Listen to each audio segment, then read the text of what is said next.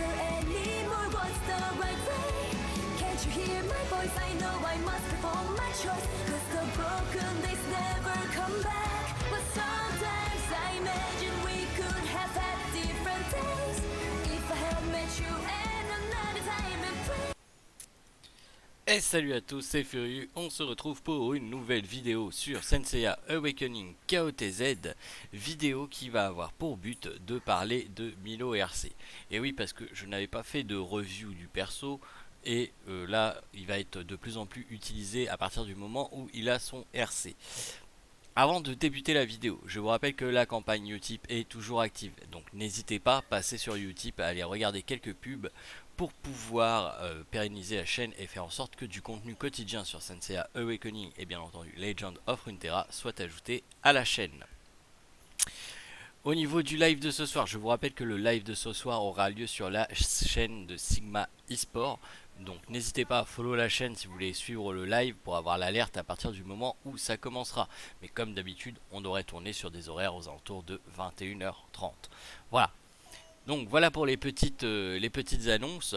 Donc vous trouverez bien entendu tous les liens dans la description de la vidéo. Et maintenant, nous allons parler de Milo. Alors, pourquoi Milo RC va être très joué? Et bien tout simplement parce que il va toucher plusieurs cibles. Avant il ne touchait qu'une cible, c'était ACRNG, et on va voir que la RNG va s'éliminer parce que on va plus utiliser le cyclone.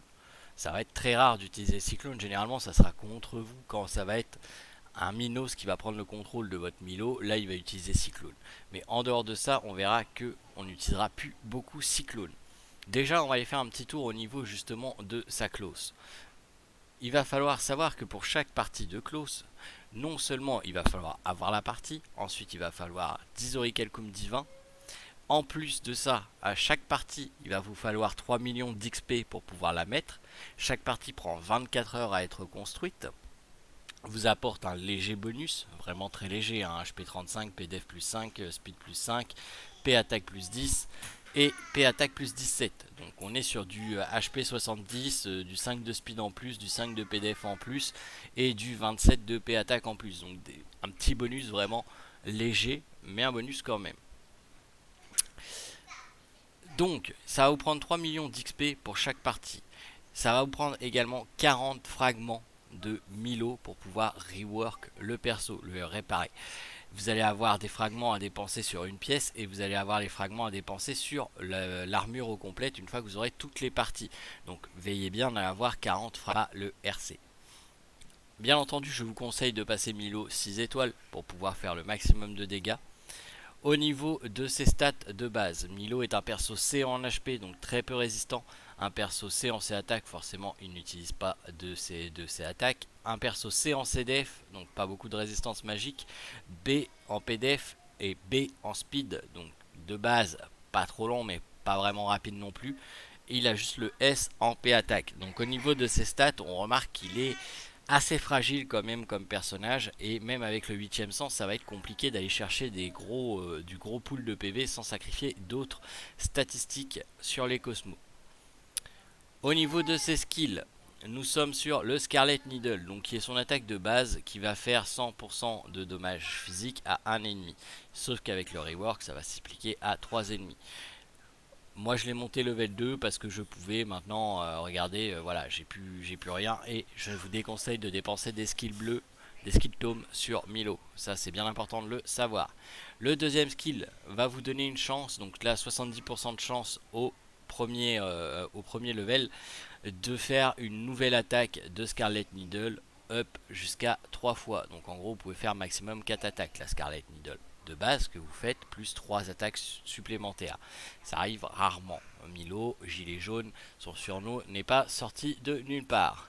Le restriction éveillé, parce que ça c'est quand vous l'avez éveillé au niveau du RC. Quand Milo attaque une cible, il va caster un Crimson Needle critique sur 2 targets de cibles ennemies aléatoires. Chaque Scarlet Needle va avoir 20% plus chance de statut d'infliger le saignement à l'ennemi. Ça peut se stacker jusqu'à 5 fois.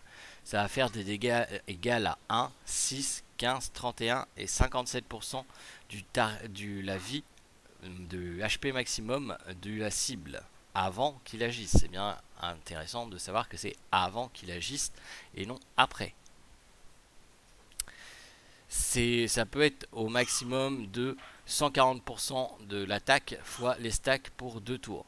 L'effet va être rechargé si la cible saigne une nouvelle fois, s'il a le saignement appliqué une nouvelle fois durant le saignement initial. Donc par exemple, si vous infligez un saignement au premier tour et qu'au deuxième tour vous infligez un autre saignement, bah, le premier saignement va retourner sur son 2 rounds de base.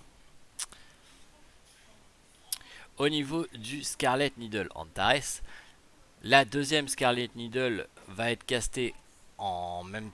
En fait, la deuxième va y avoir 3 Scarlet qui vont être castées.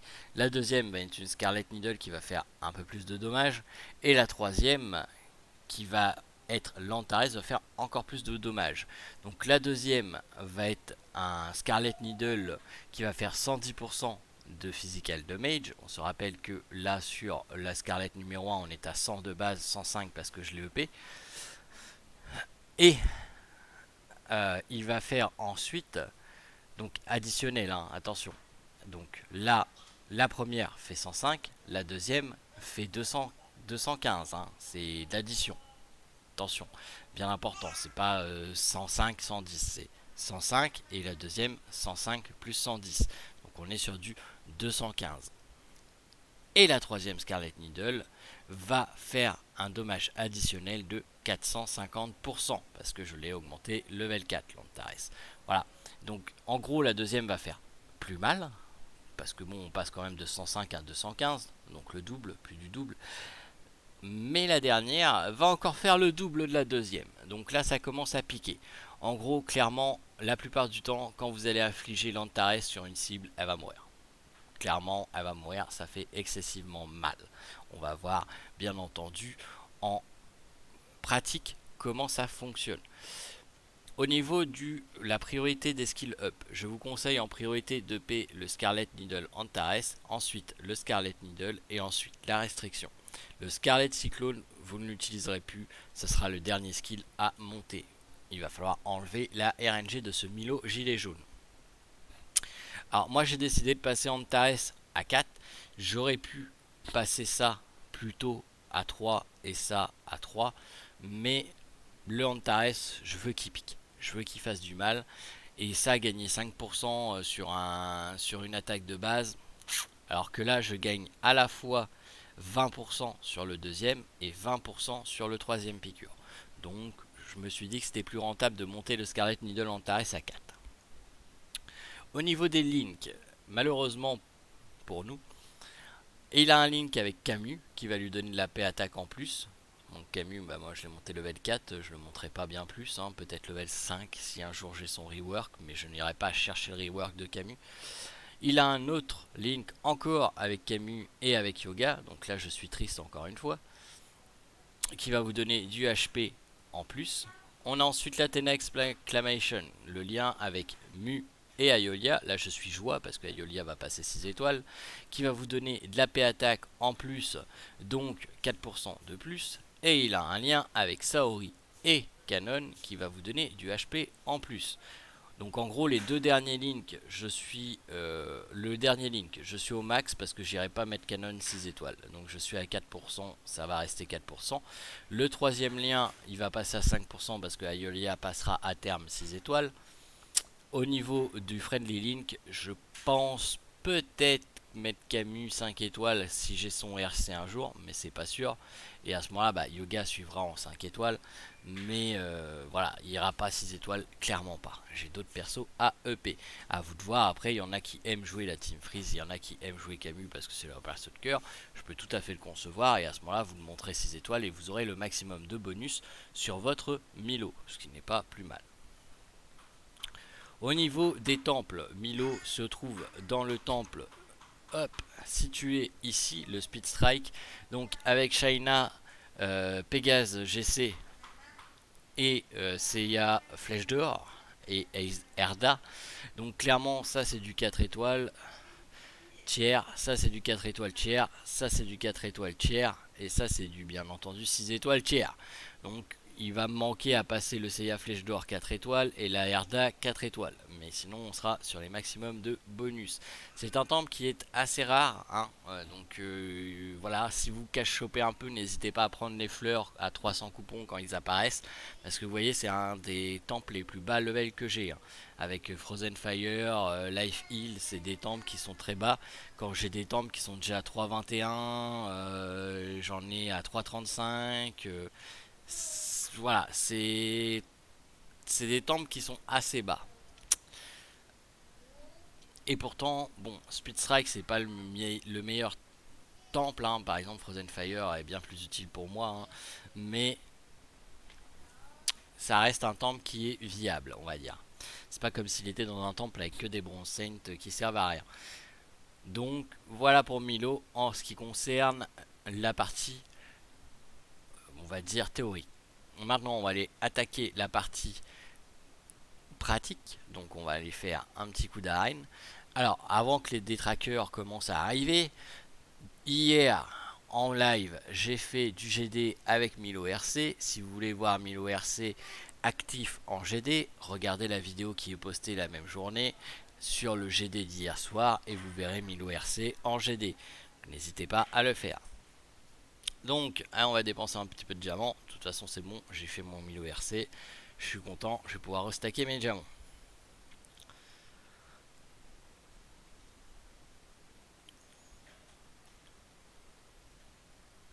Donc on va partir sur ça. Donc, bien entendu, si vous avez une Luna qui tient la route, c'est mieux. Moi la mienne ne tient pas beaucoup la route. Voilà, après on fait avec ce qu'on a encore une fois.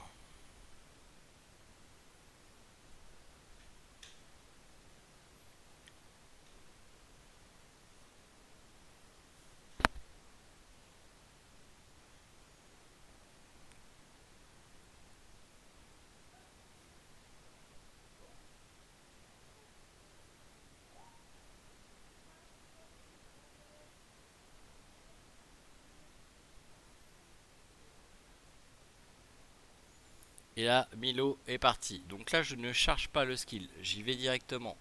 Un coup. Deux coups. Je vous porte attention sur la vie des persos à la vitesse où ils baissent.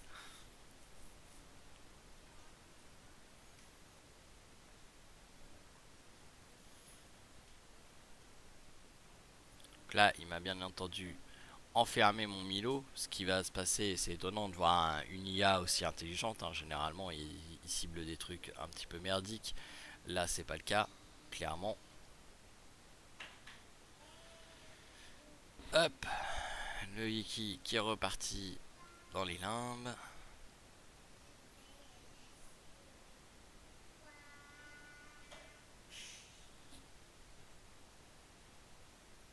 Là, il va falloir à tout prix healer ça. Ça commence à devenir très compliqué. Je commence à me demander si c'est vraiment un IA que j'ai en face de moi là, pour le coup.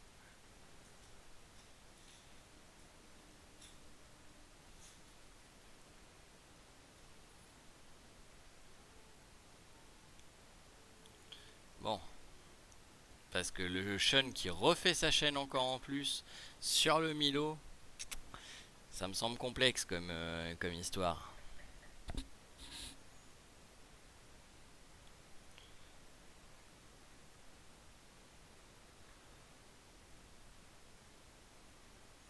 Ah, et puis il le fait non-stop, hein.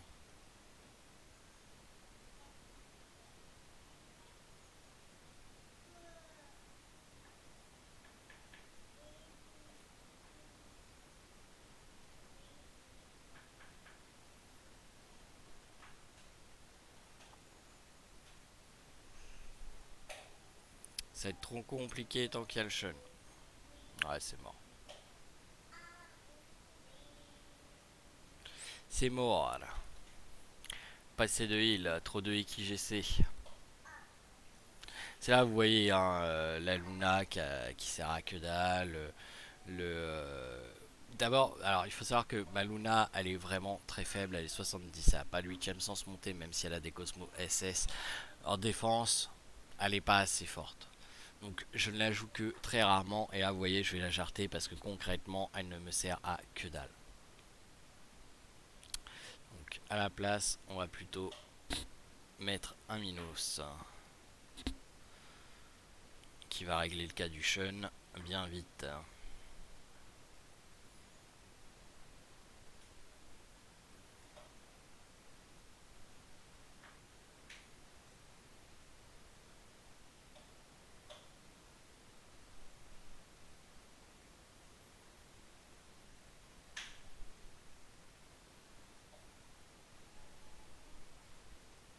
Alors j'ai perdu du speed hein, parce que bien évidemment ma Luna a Iris. D'ailleurs on va faire ça plutôt.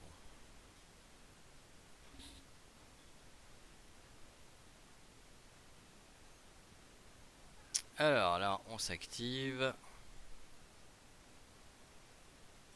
On prend le Shun.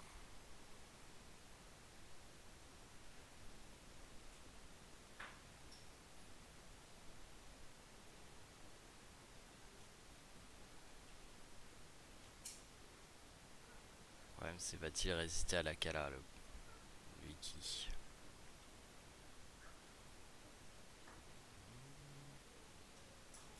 Oui. Ah bah c'était short hein, mais il résiste. Et par contre là j'ai chaud à mes fesses.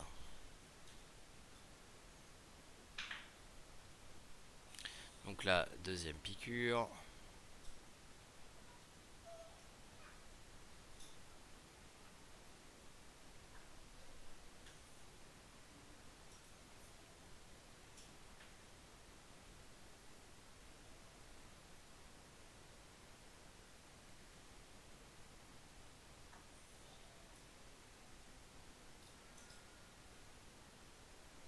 Bon, qui va se détransformer.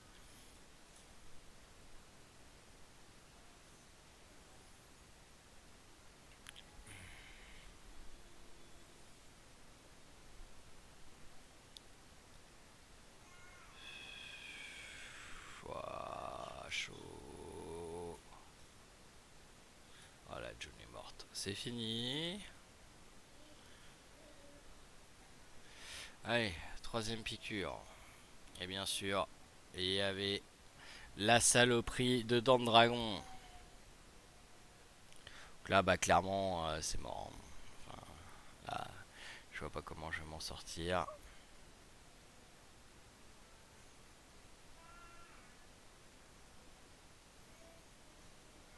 C'est moche quand même ces gameplays de IkiGC. Enfin, moi, je kiffe pas.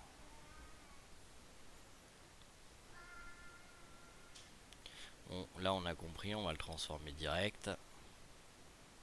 Et il se détransforme direct. C'est merveilleux. Bon, on va clearer le Shaka. Voilà, donc là, on a fait du tri.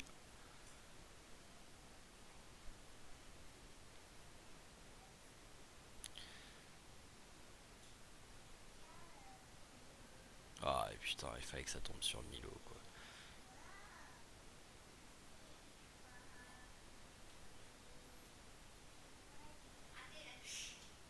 Donc, c'est compliqué. Vous voyez que le Milo fait du dommage, hein, mais...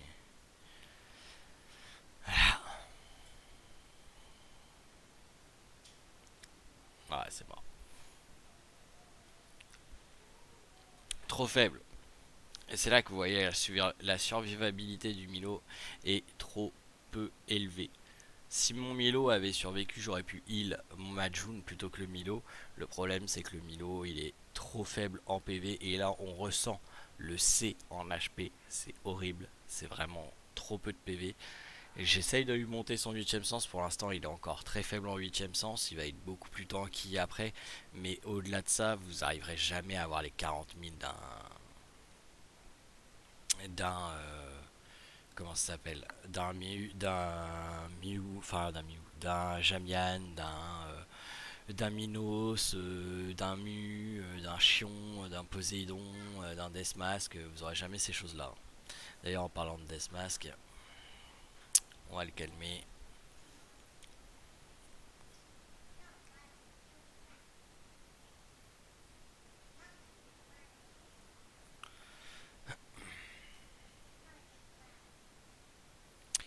On va cibler.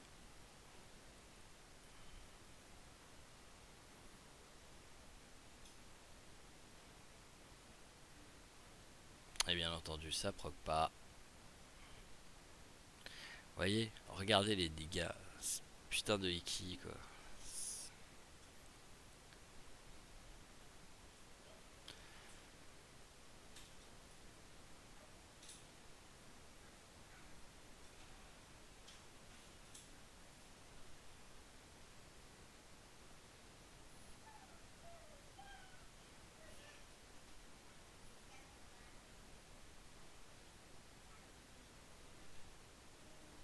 Voilà. Voilà. Ça c'est déjà le Akala là qui fait mal.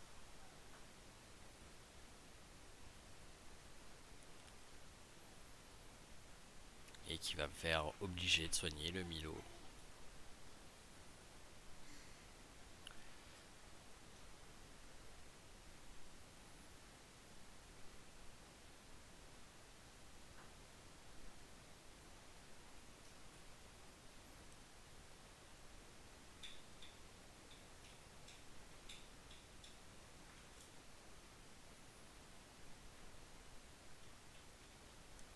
Je suis pas convaincu que Manjun va réussir à survivre à ça.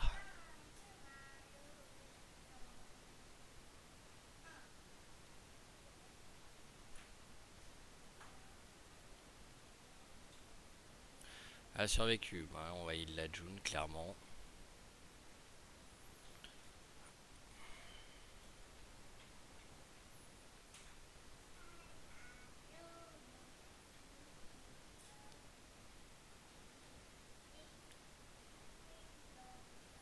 Ah, magnifique ça.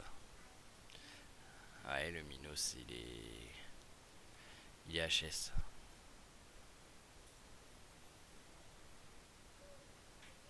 Bon, l'avantage c'est que sa June est morte aussi.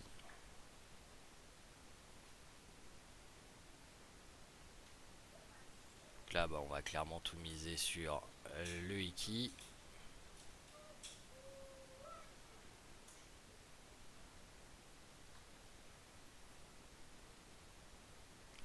On a débuffé, pas lui.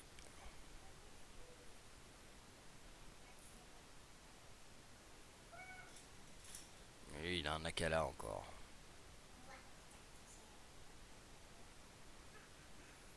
Ça sert à rien.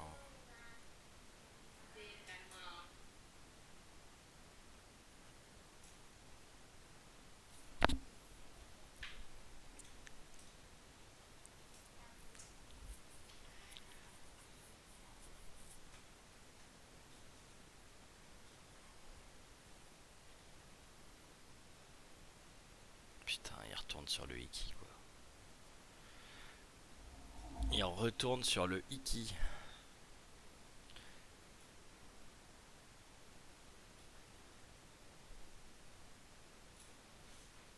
Bon, Iki versus Iki.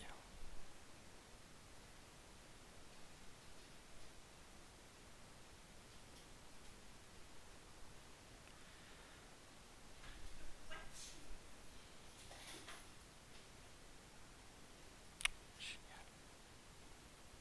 C'est merveilleux.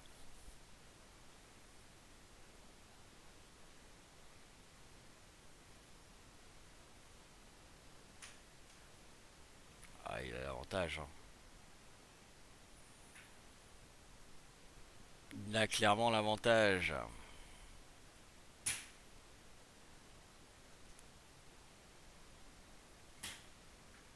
Voilà.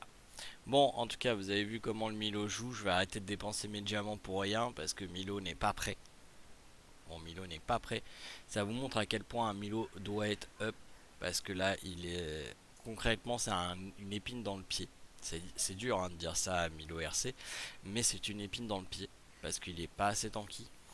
Il faut savoir que là, au niveau de son 8ème sens, mon 8ème sens, il est comme ça. Donc je pense qu'il n'est pas jouable Milo. Enfin, il est jouable, mais ça va vous faire un plus mal qu'autre chose. Parce que clairement, un Shakara Yashiki par exemple aurait été beaucoup plus utile qu'un Milo. Il faut le passer au moins 4 sur 6 sur ces nodes là pour qu'il ait beaucoup plus de PV. Parce que là, c'est une chips. hein. Au niveau des PV, je vais vous le montrer. Au niveau des PV, il est à 18 754 et 20 000, donc il est même pas à 30 000 de PV. 30 000 HP. Donc quand on sait qu'il y a des Akala à 20 000 qui peuvent tomber, c'est pas assez. C'est pas assez, il faut le EP. J'ai préféré le ruiner comme ça parce que c'est là où il fait le plus de damage. J'ai essayé avec des New Moon, ça marche pas. Maintenant, à vous de voir comment vous voulez le ruiner. Pour moi, c'est l'option que j'ai choisie. Crystal Fire, Pestone, Floraison et Felina. Avec bien entendu du subspeed sur mes runes et du P-Attack. Voilà. Donc à vous de voir comme vous voulez souhaiter le ruiner. J'espère en tout cas que cette vidéo vous aura aidé à comprendre un peu mieux le Milo RC. Et sur ce, je vous dis à ce soir si vous êtes avec nous en live. Sinon, à demain pour de nouvelles aventures. Allez, salut tout le monde.